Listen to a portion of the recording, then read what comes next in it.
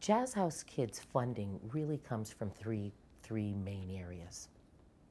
A third of our funding comes from fee-for-service, and that is at the Jazz House where parents will pay for programming if they're able to, or a school if they're able to and have the ability will pay for the programming that we put into schools. The other source of our funding is through our sponsorships from corporations and through our sponsorship through funding through grants. You know, corporations and organizations that, both private and public, that can give funds to, because it is part of their mission through community engagement, youth development, youth at risk, music and the arts, have been extremely, extremely generous to Jazz House Kids. And we need to grow that base to be able to kind of fulfill this mission of allowing more kids to participate. But the other area of support is through individual donations. And quite frankly, that's the biggest group of people, because those are the people who access you. Those are the people who have seen your work in action and feel better about it. Whether that be they've gone to Inside the Jazz Note that Christian hosts every year with some of the greatest artists alive today, whether that's at a free jazz festival where some 5,000 or 6,000 people get to bring in their lawn chair and enjoy this incredible music, or all of the kids and families that we see each and every day with a jazz program that really is 365 days a year. You know, our goal is to see participation at 100%. That's what I would like to see. I'd like to see all those that are touched by this organization and who believe in this mission give anything that they can. You know, you can give $10 a month as a sustaining gift, and you can make a big difference. We can do 2 lessons with that. We can give a student who doesn't have any access to private lessons. And if you don't have access to private tutoring, you will never be able to get at the level and gain the skills as somebody who has that rich, valuable mentorship and close teaching. But then, you know, we need bigger funding than that, more robust funding that will allow us to do some of the big things that we're doing. The Chica Power program, to make sure that all girls have a place here and feel good about that. The Give an Instrument Fund. You know, that's an example of 2 people who walked into the Jazz House and said, we have a little bit of money that we want to get instruments in the hands of kids. And together we created this fund. And right now this fund will put a violin, cello, brass instrument in the hands of any kid that we come in contact that needs a quality instrument. There's Adopt a School program. So that's our Give an Instrument Fund. But then we have our Adopt a School program. So there are some donors who come in and say, you know, I'd like to give you $10,000, or I'd like to give you, you know, and donors give upwards of that. And some donors are very generous and able to give significant funding to support a program. We have one gentleman who is so inspired by Jazz House and our work that he supports a program in an ungraded special education school. And because of his generosity, we're able to offer a year-round program in vocal and instrumental. So for some of these kids, that is their expression. They're Down syndrome, medically fragile, they're autistic. I mean, when they stand up and sing or stand up and play, the joy that is expressed from them and the joy that we as an audience feel when we are touched by their true passion is incredible. And so that donor, as with the other donor, he decided to adopt a school. And then we have donors who will give, and they will start a fund to have a scholarship in their name. And as I said, at the Jazz House, we're seeing something almost like 40%. So our tuition assistance fund is really important. Our Adopt a School program for in-school programming in underserved communities is bridging a vital gap. Our Give an Instrument Fund, putting instruments in the hands of kids who just want to play. Those 3 areas, as well as some people just say, you know what, I'm just going to give where the need is greatest. And they kind of check off that box.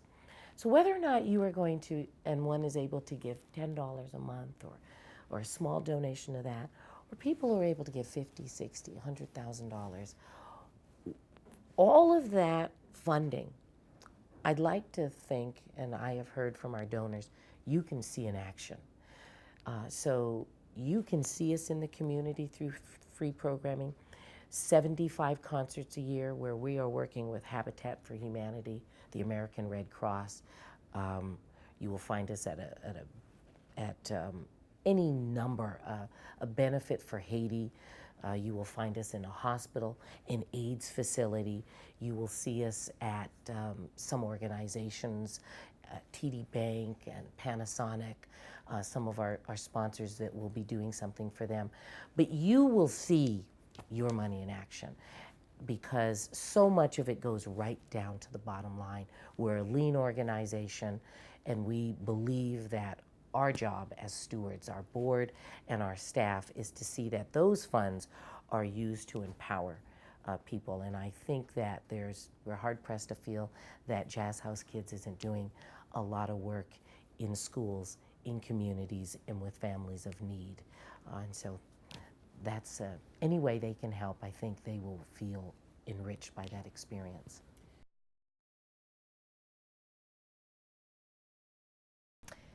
So many organizations, and I can't imagine one actually, that doesn't have its wish list. You know, some of the things that they'd really like to accomplish, they'd really like to achieve, and Jazz House Kids, like those organizations, has a wish list. And one of the top things on our wish list is a jazz bus. In fact, I have this little yellow bus that sits on my desk.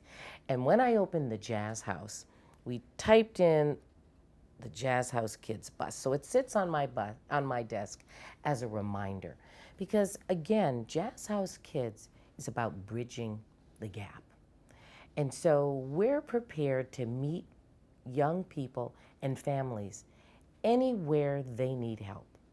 So when I had a student who wanted to be in the summer camp and didn't have a trombone because at the end of school he has to turn in his trombone, well, how is he supposed to continue to grow those serious students? How is he supposed to practice? But because they're concerned about their instruments, they had to hand those in. So we're going to provide an instrument in that case.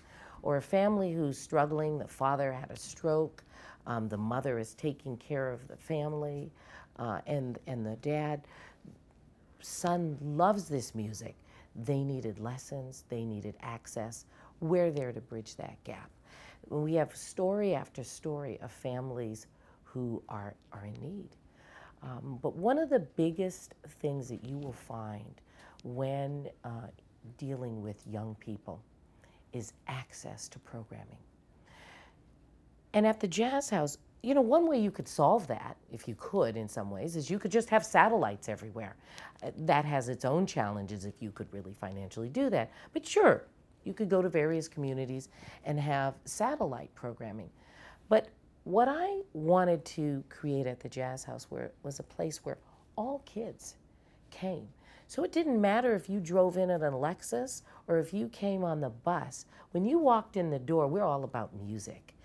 And it's really, you see that happening. And so the richness that we hear from families in our feedback surveys or at our public performances is that when you look at the Jazz House and the people associated with it, it really represents our world.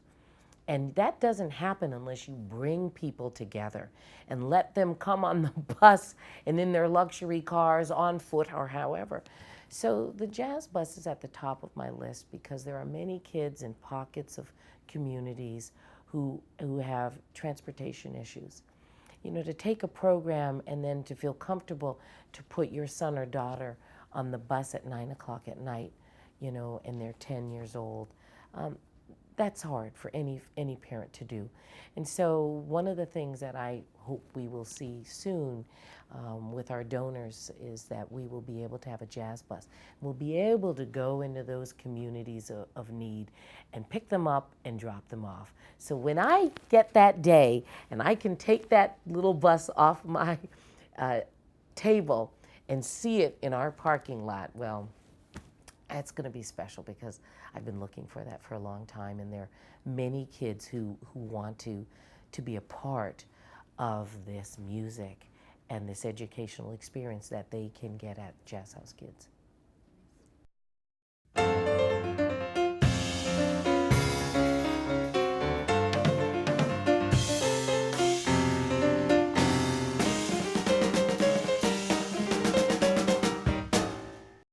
Hi, this is Melissa Walker. For more fabulous videos, go to jazztimes.com.